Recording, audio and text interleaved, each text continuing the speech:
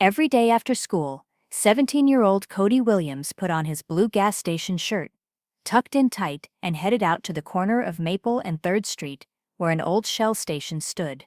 Most teenagers were busy playing video games, hanging out with friends, or scrolling through their phones.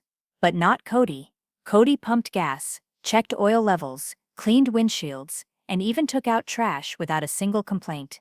He worked 6 days a week, from 4 p.m. to 8 p.m., and all day on Saturdays. He didn't smile much, but he was polite. Yes, ma'am. No, sir. Always respectful. People didn't know much about him, other than the fact that he was that quiet kid who always worked. But there was more to Cody than met the eye. Sometimes the people who say the least are carrying the heaviest stories. It started when Cody's dad got sick.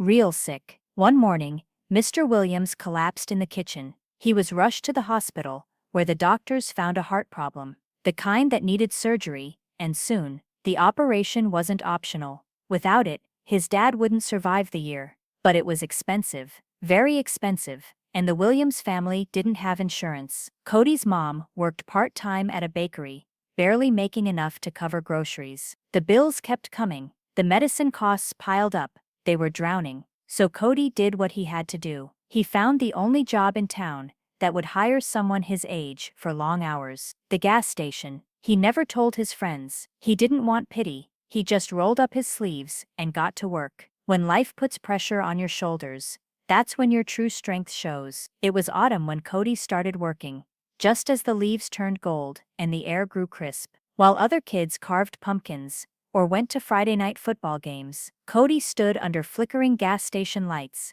wearing a hoodie under his work shirt to stay warm. He'd come home smelling like gasoline and rubber, tired to the bone, but never once complained. Every dollar he earned went into a jar at home, marked Dad's surgery. He kept track of every penny. $3,210. That's how much he had after 3 months. Still thousands short. Still, he kept going. But even the strongest heart can begin to ache when it feels like no one sees the struggle. Would you do the same if someone you loved needed help? Comment below. Hit that like button if you believe kindness still exists. Subscribe for more emotional stories that remind us of what really matters. The gas station wasn't fancy. It had 2 old pumps, a dusty counter inside, and a coffee machine that hadn't worked in years. But it had regulars, truckers, moms in minivans, old men with classic cars. It was the kind of place where everyone knew each other's names, except Cody's. Most people just paid, nodded, and drove off. Until one rainy Thursday evening, Mrs. Dobbins,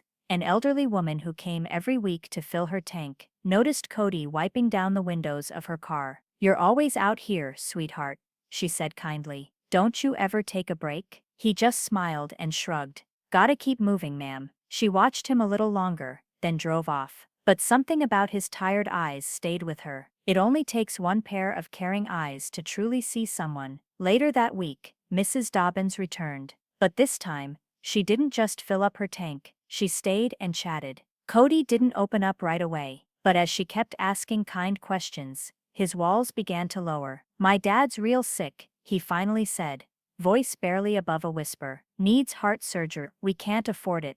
There was a long pause. "I'm just doing what I can." Tears welled up in Mrs. Dobbins' eyes. "You're a good boy, Cody," she said. "Your daddy must be real proud." He nodded but didn't speak. His throat was tight. That night, Mrs. Dobbins went home and made a few phone calls. She told her church group, then the local diner owner, then the man who ran the town paper, and just like that, the quiet boy at the gas station wasn't so invisible anymore. Sometimes, when one person cares, a whole community starts to feel. The next morning, something strange happened. More people than usual came to the gas station, and they all had one thing in common: they were kind. A woman left a $50 tip for a $10 fill-up. An older man handed Cody an envelope and said, "For your dad." People started bringing hot meals, warm clothes, even handmade cards. The jar at home started filling faster than ever. But the biggest surprise came on Sunday. Cody's mom walked into his room, holding a flyer. Her hands trembled. It read, "Community fundraiser for the Williams family. Saturday at Town Hall. All proceeds go toward Mr. Williams' surgery." Cody's jaw dropped.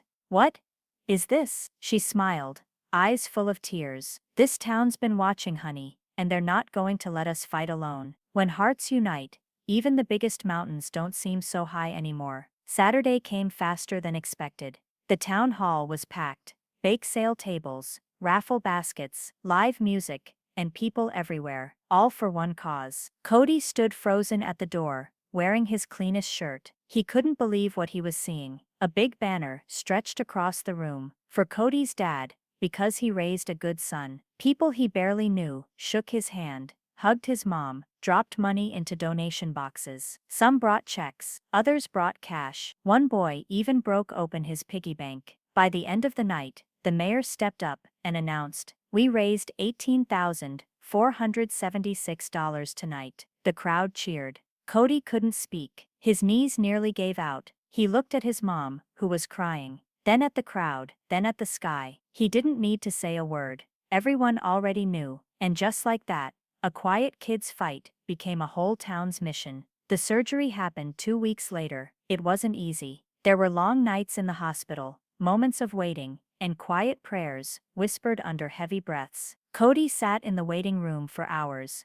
holding onto his mom's hand, hoping for good news. And then, it came. Mr. Williams made it through. The doctors said his heart was healing, that he was lucky to have gotten help, just in time. But Cody knew, it wasn't just luck. It was love. It was people. It was a town that showed up when it mattered most. When his dad finally came home, he was met with more than just his favorite recliner. There were thank you cards covering the walls, flowers sitting in every corner, and neighbors dropping off homemade casseroles, soups, and warm pies. Someone even mowed their lawn without being asked. Mr. Williams, still weak, but smiling, looked around the house and said, "I didn't know we had so many people who cared." Cody just nodded, trying not to cry. "Me neither, Dad. Me neither." And Cody? Well, he still works at the gas station. But it's different now. He isn't alone anymore. His friends swing by to chat or lend a hand. Customers ask about his dad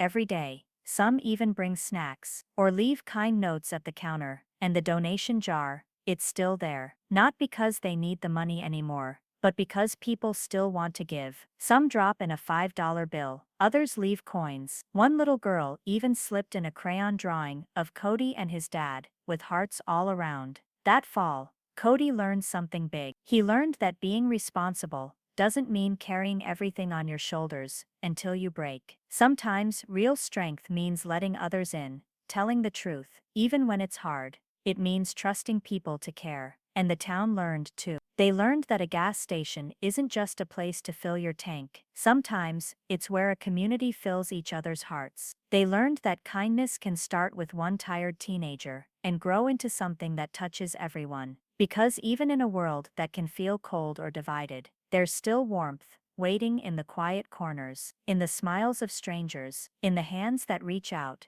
and in the hearts of people who show up. All because one boy chose love over silence. Because when a community comes together, there's no such thing as a small act of love. Even the quietest gesture can echo louder than we ever imagined. What would you do if someone in your family needed help? Share your thoughts below. Like this video if Cody's story inspired you. Subscribe for more powerful, emotional stories that remind us what really matters in life.